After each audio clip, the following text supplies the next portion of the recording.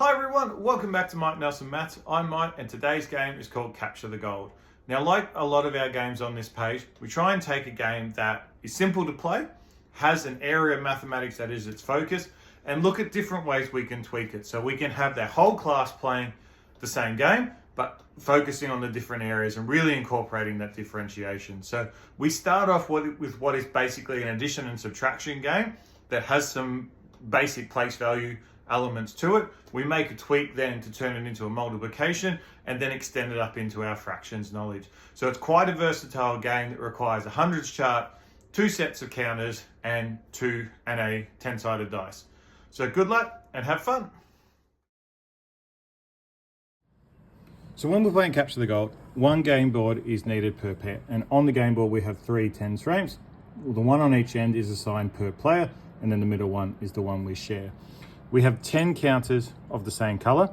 For the theatrics of the game, we tend to use the colors that match the precious metals. So I have emeralds and then I have gold.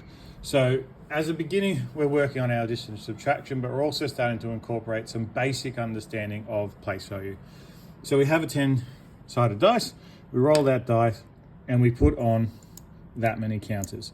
So early on, we're matching the numbers to what we've rolled, and then the students are required to say what we have. So we have 7 counters and 3 more is needed to make 10.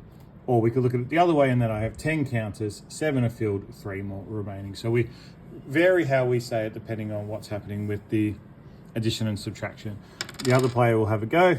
They got a 0, I got 4. Now, some players will go, I put 4 on and I have a leftover, but we want exactly. So this player can put a counter on if they roll a 1, 2, or a 3. They didn't, so they lose their turn. And this player gets 9. So they put 9 counters on the board, like so.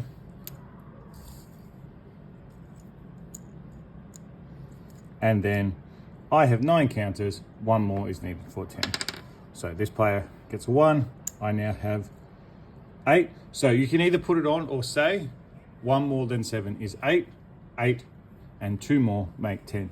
So the differentiation can be in the kind of language you're expecting students to do. Player gets a 7. So this next stage takes a little while. They get a 1. So what happens here is I have 10 and 10 ones is the same as 1 10. So these represent 10 emeralds. So 10 emeralds are bought and they're exchanged for a piece of gold. And so we play until one player has those 10 pieces of gold. We can look at it from a subtraction point of view by starting with, so if we're wanting to look at this from a subtraction point of view, we would start the game with 10 on the board. So we have 10 and we take away what we roll. So 10, 1 less than 10 is 9. And I still have 9 more to get to 0. So we're working from 10 down to 0 rather from 0 up to 10. The gameplay is exactly the same. So when you get to 0, you exchange that for a piece of gold. So when we're playing multiplication, Capture the Gold, it's exactly the same gameplay, except this time each piece of emerald is not representing a single emerald, it's representing a group of. So when I roll the dice and I get 7, I have 7 groups of. So you can set which strategy your students are working on. So say, for example, I'm working on my 5. 7 5s are 35. So I have 35 pieces of emeralds in 7 groups of 5. And I need 3 more groups of emeralds. So 3 5s is 15 to make the full set, which is 10 groups. And then play continues until I get to having 10 groups of my emeralds, and then I replace it with 1 piece of gold.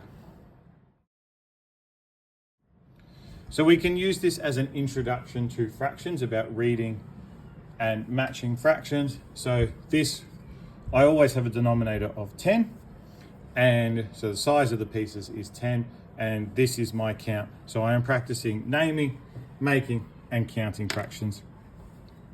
So I would go 1/10, 2/10, 3/10, 4/10, and I'm getting some basic addition and subtraction of fractions as well.